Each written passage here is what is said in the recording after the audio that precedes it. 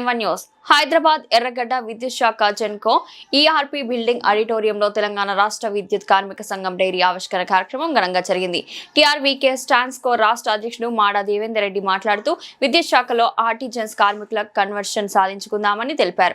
కార్యక్రమంలో టీఆర్వీకేఎస్ రాష్ట్ర ప్రధాన కార్యదర్శి చారుగుండ్ల రమేష్, జెన్కో అధ్యక్షుడు ఈ రఘోత్తమ్, ఎస్బిడిసిఎల్ అధ్యక్షుడు ఎండి అజీష్, రాష్ట్ర నాయకులు కందికొండ వెంకటేష్, జిల్లా నాయకులు బంధు శ్రీకాంత్, రవి నాయక్, వెంకన్న తదితరులు పాల్గొన్నారు. ఇతర నాయకులందరికీ అలాగే ఈ కార్యక్రమానికి వచ్చినటువంటి నాయకులు సభ్యులందరికీ కూడా నా యొక్క హృదయపూర్వక నమస్కారాలు. చాలా సంతోషం. ఈనాడు మన 2026 డైరీ ఇనాగ్రేషన్ ఈరోజు ఇక్కడ జరుపుకోవడం,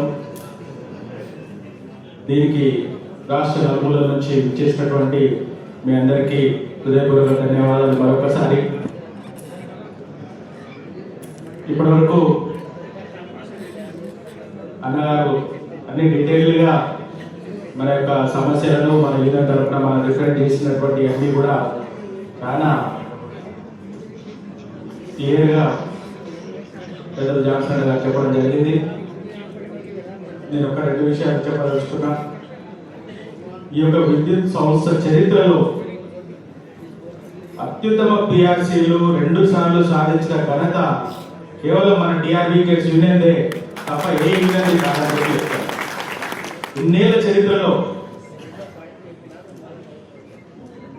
ఇంత మంచి పిఆర్సీలు సాధించిన ఘనత మరి మన యూనియన్, మన అధ్యక్ష కార్యదర్శులు, మన గౌరవ అధ్యక్షులు మరి వారి నాయకత్వంలో మనం ఇది సాధించుకున్నాం.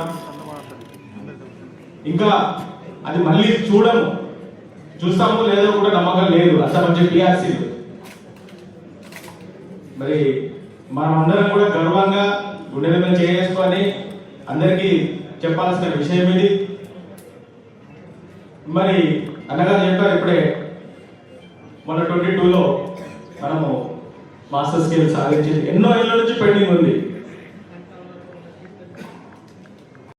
మనసులో ఉన్న కోరిక ఒకటే, కన్వర్షన్. ఆ కన్వర్షన్ ఖచ్చితంగా మన యూనియన్ ద్వారా, మన జాబ్ ద్వారా సాధ్యమవుతుందని చెప్పి కూడా ఈ సందర్భంగా తెలియజేస్తున్నా.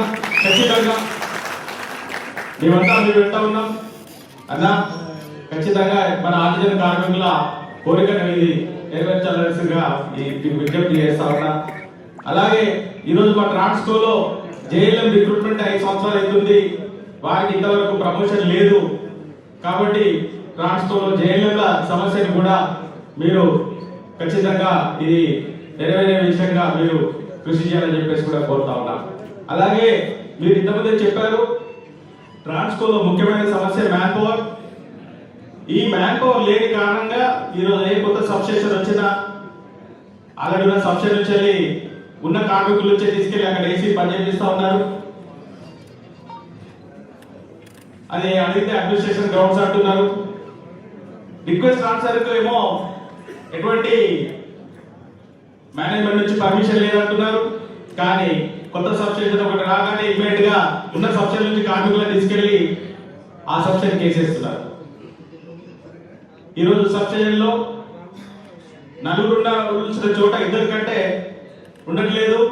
ఈరోజు సబ్స్టేషన్ లో వాచ్మెన్ లేరు. గ్రేడ్ 1 కార్మికులు కూడా 2-3 కంటే ఎక్కువ లేరు. ఈరోజు ఆర్టిజన్ కార్మికులు ట్రాన్స్కోలో రాత్రి పగళ్ళు పనిచేస్తూ ఈరోజు కరెంటు పోకుండా చూస్తున్నారు. మరి ఖచ్చితంగా ఈ సమస్యను మీరు ఆల్రెడీ చెప్పారు కాబట్టి మరొకసారి మీ దృష్టికి తీసుకొస్తున్నా.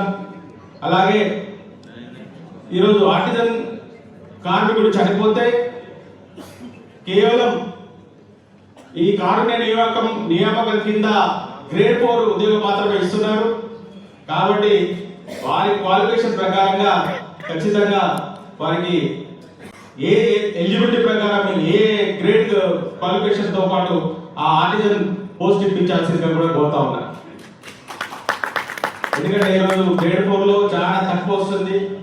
దాదాపు 15,000 జీతంతోనే ఈరోజు పనిచేయాల్సిన పరిస్థితి ఏర్పడింది డిపెండెంట్ కార్మికులు. ఎందుకంటే కార్మికుడు చనిపోయిన ఆ బాధలో ఉన్న కుటుంబానికి ఈరోజు ఆ ఉద్యోగం ఇచ్చిన సంతోషం కూడా వారికి నిలుస్తలేదు. కాబట్టి ఈ యొక్క విషయాన్ని మరొకసారి మీరు చూడాల్సిందిగా కోరుతా ఉన్నా. అలాగే ఈ అవకాశం వచ్చిన మీ అందరూ కూడా ధన్యవాదాలు.